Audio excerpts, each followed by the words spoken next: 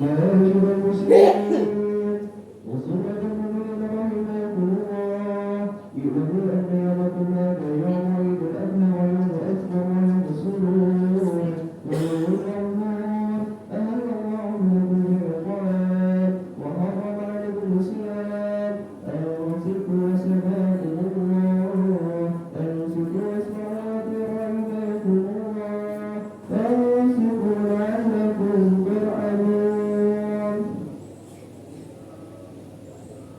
اللهم صل على محمد اللهم صل على سيدنا محمد اللهم صل على سيدنا ومولانا محمد اللهم قوم الإسلام من المسلمين والمسلمات والمؤمنين والمؤمنات الأحياء منهم والأموات وانصرهم على معاند الدين وفقد لنا من أمر الخير ويا خير الناصرين برحمتك يا أرحم الراحمين. السلام عليكم ورحمة الله وبركاته. وعليكم السلام الله أكبر الله أكبر الله أكبر الله أكبر الله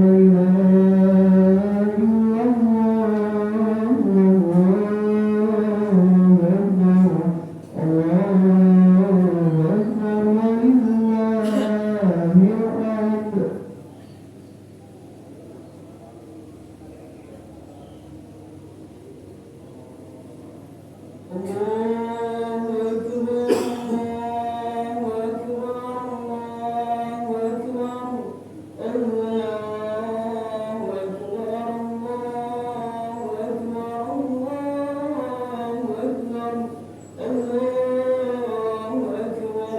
الله أكبر الله أكبر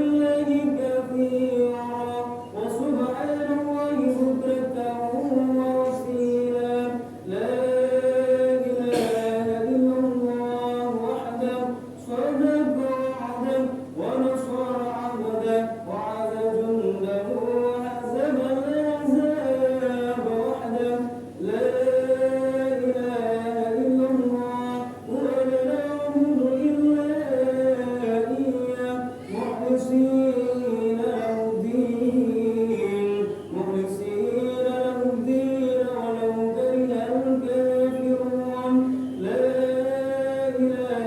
إلا الله الله أكبر الله أكبر ولله الحمد.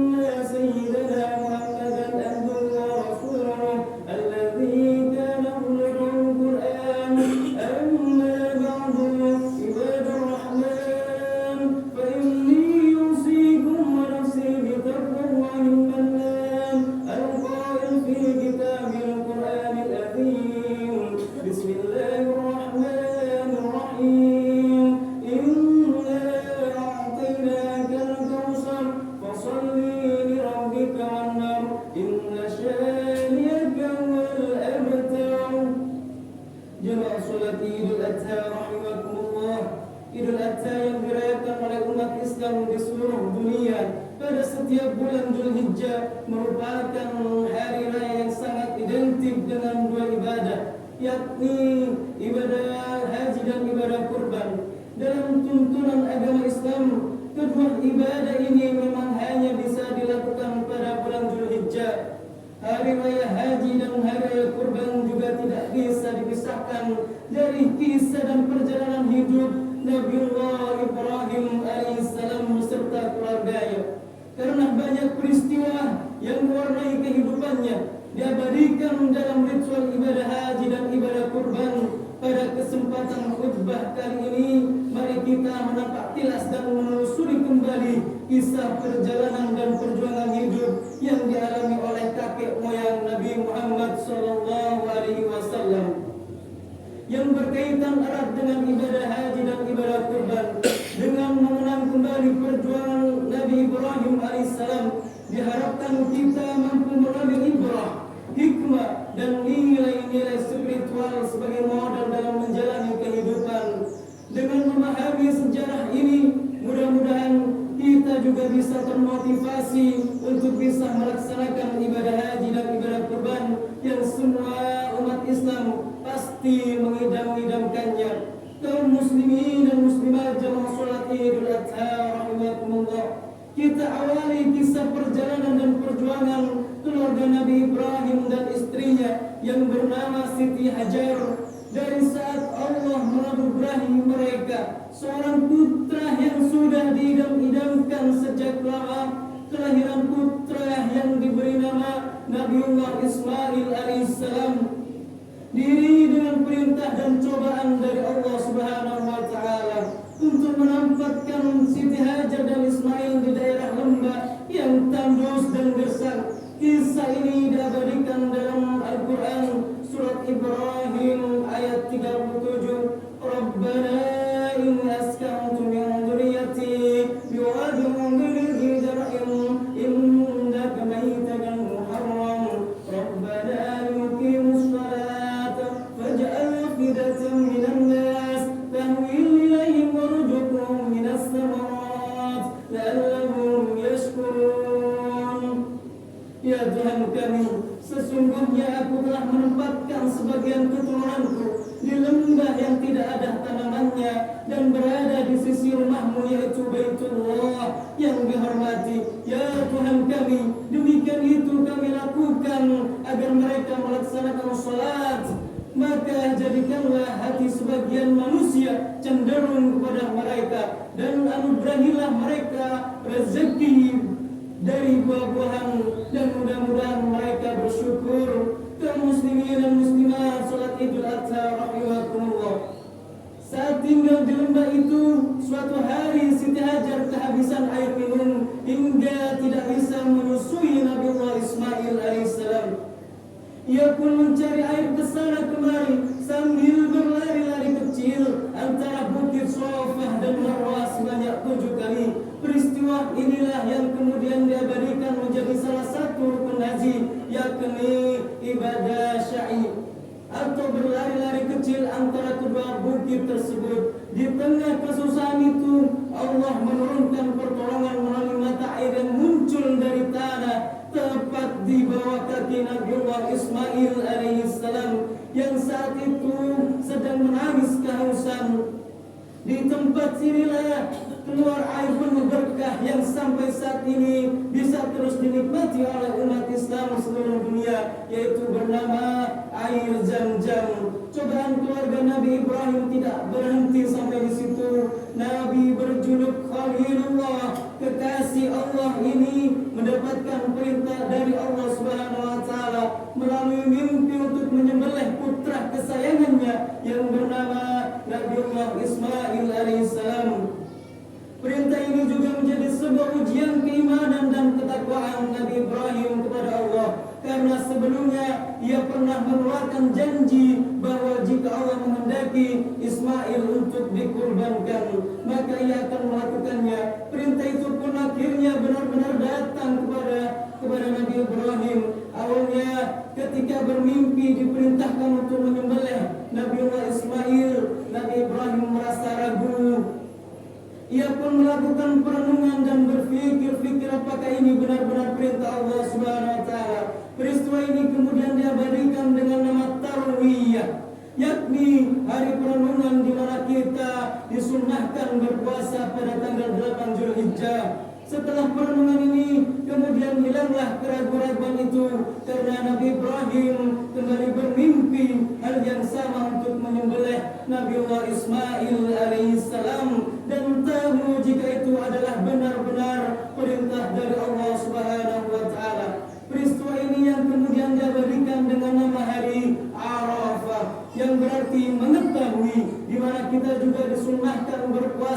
pada tanggal 9 Zulhijjah. Jamaah salat Idul Adha rahimakumullah, setelah Nabi Ibrahim tahu dan yakin perintah itu datang dari Allah, maka ia pun menyampaikan dan berdiskusi dengan Nabi Ismail. Dialog bersejarah antara ayah dan anak ini pun diabadikan dalam Al-Quran, surat As-Saffat ayat 102. فَلَمَّا بَلَغَ مَعْسَعْيًا قَالَ يَا بُنَيَّ إِنِّي أَرَىٰ فِي الْمَنَامِ أَنِّي أَذْبَحُكَ فَانظُرْ مَاذَا تَرَىٰ قَالَ يَا تَفْعَلْ مَا تُؤْمَرُ سَتَجِدُنِي إِنْ شَاءَ اللَّهُ مِنَ الصَّابِرِينَ. Ketika anak itu sampai pada umur ia sanggup bekerja bersamanya, Nabi Ibrahim berkata, "Wahai anakku, sesungguhnya aku bermimpi bahwa aku akan menjembelihmu. Pikirkanlah apa pendapatmu." Nabi Ismail menjawab dengan hati yang lembut, "Wahai ayahku, lakukanlah apa yang diperintahkan oleh Allah kepadamu. InsyaAllah engkau akan mendapati aku termasuk orang-orang yang sabar." Akhirnya hari itu pun datang ketika Nabi Ibrahim dengan keimanan dan ketakwaannya serta Nabi Ismail dengan keyakinannya akan melaksanakan prosesi penyembelihan.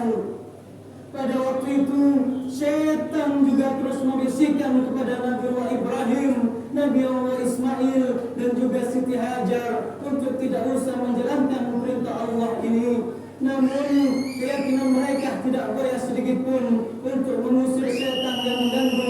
Nabi Ibrahim pun melemparinya dengan batu yang kemudian peristiwa ini diabadikan dalam ritual ibadah haji, yakni melempar jumrah. Ketika detik-detik Nabi Allah Ibrahim akan menyembelih Nabi Allah Ismail, tiba-tiba Allah Subhanahu wa taala berfirman memerintahkan Nabi Allah Ibrahim berhenti tidak menyembelih Nabi Allah Ismail alaihissalam. Firman ini termaktub dalam Al-Quran surat As-Saffat ayat 107. "Fadainahu bijibhin azim wa tarakna alaihi fil akhirin. Salamun ala Ibrahim kadzalika nazil muhsinin." Kami menebusnya dengan seekor hewan sembelihan yang besar.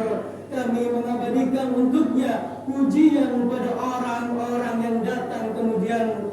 Salam sejahtera atas Ibrahim. Demikianlah kami memberi balasan kepada orang-orang yang berbuat kebaikan. Atas peristiwa ini, malaikat Jibril yang membawakan hewan untuk disembelih sebagai pengganti Nabi Allah Ismail pun berseru, "Allahu Akbar, Allahu Akbar, Allahu Akbar." Takbir ini disambut dengan Nabi Allah Ibrahim dengan La ilaha illallah, Allahu Akbar, yang kemudian disambung oleh Nabi Allah Ismail alaihissalam, Allahu Akbar walillahil hamd.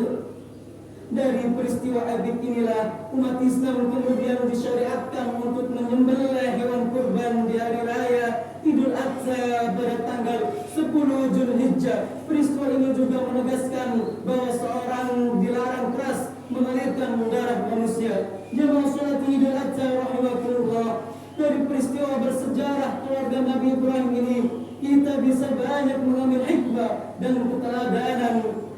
Dimulai dari keteladanan perjuangan hidup sampai dengan keteguhan iman dan takwa dalam menjalankan segala perintah Allah dan menjauhi larangan-larangannya.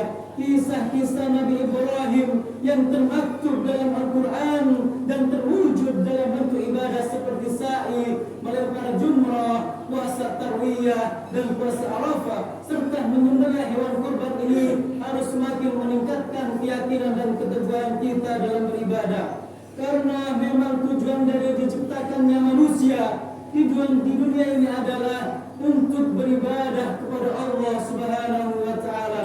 Allah Subhanahu wa taala berfirman, "Wa ma khalaqtul jinna wal insa illa liya'budun."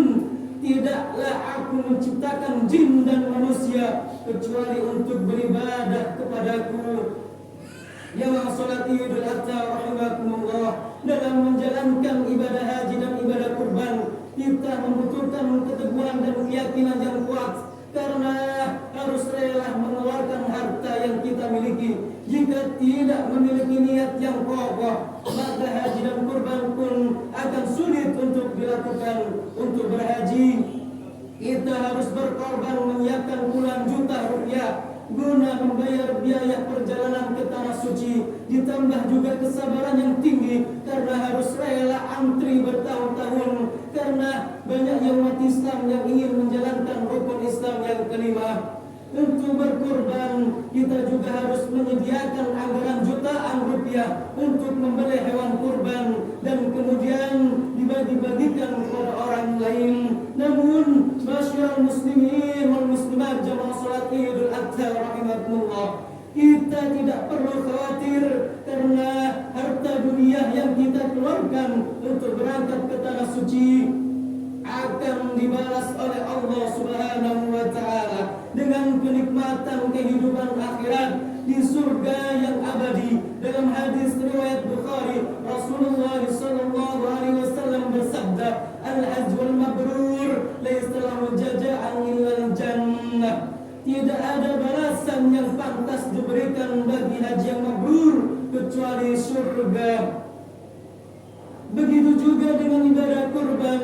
Rasulullah sallallahu alaihi wasallam telah menegaskan dalam dari Siti Aisyah yang diriwayatkan oleh Imam Tirmizi, "Ma amilan adami min amalin yawmin nahri abba ila Allah min ihraqi ad-daminha ta'ala ta'ti yawm al-qiyamah bikuruniha wa syariha wa adlafiha wa anna ad-damala yaka'u min Allah bimakanin qabla an yaka'u min al-ardi fatibu biha nafsan." Tidak ada suatu amalan yang dikerjakan anak manusia pada hari raya Idul Adha yang lebih dicintai oleh Allah Subhanahu wa taala dari menyembelih hewan kurban, karena hewan kurban itu akan datang pada hari kiamat dengan tanduk-tanduknya, dengan bulu-bulunya, dengan kuku-kuku kakinya. Darah hewan itu akan sampai di sisi Allah sebelum menetes ke tanah. Karenanya lapangkanlah jiwamu untuk melakukannya. Jemaah salat Idul Adha rahimakumullah. Demikian khutbah Idul Adha yang mengangkat tentang kisah inspiratif penuh perjuangan dari keluarga Nabiullah Ibrahim alaihissalam yang diabadikan dalam ritual ibadah haji dan ibadah kurban. Semoga kita bisa menambah pengetahuan sekaligus meningkatkan keimanan dan ketakwaan kepada Allah, dan semoga Allah Subhanahu wa taala senantiasa menurunkan hidayah dan rezekinya kepada kita sehingga kita bisa menjalankan tugas kita untuk beribadah, khususnya mampu untuk melakukan ibadah haji dan ibadah kurban. Amin amin ya rabbal alamin. Barakallahu li wa lakum fil Qur'anil azim wa nafa'ani wa iyyakum bima fihi min ayatin wa dhikril hakim wa taqabbalallahu minna wa minkum tilawatan wa innahu was-sami'ul alim. Wa qulu qawli hadza astaghfirullahal azim innahu huwal ghafurur rahim. Allahumma salli ala sayyidina wa maulana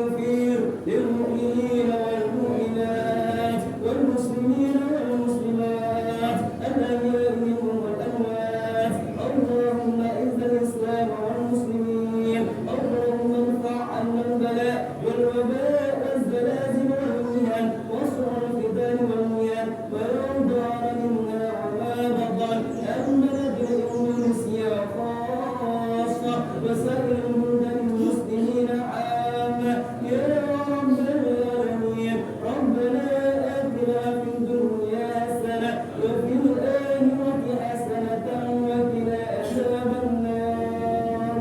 عباد الله إن الله يأمر بالعدل والإحسان وإيتاء ذي القربى وينهى عن الفحشاء والمنكر والبغي يعظكم لعلكم تذكرون. واذكروا الله العظيم يذكركم واشكروه على نعمه يزدكم ولذكر الله أكبر والحمد لله رب العالمين. والسلام عليكم ورحمة الله وبركاته.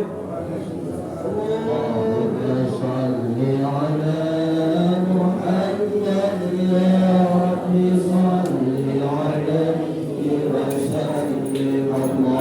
اللهم صل على محمد يا رب صل عليه وسلم. اللهم صل على محمد يا رب صل عليه وسلم.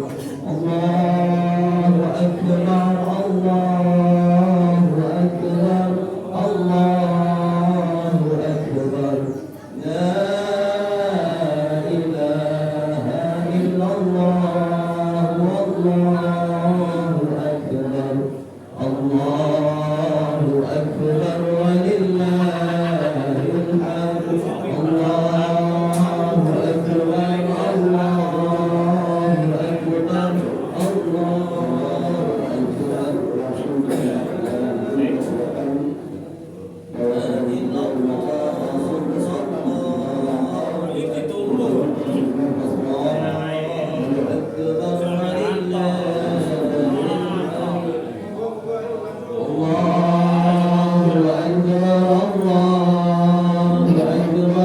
الله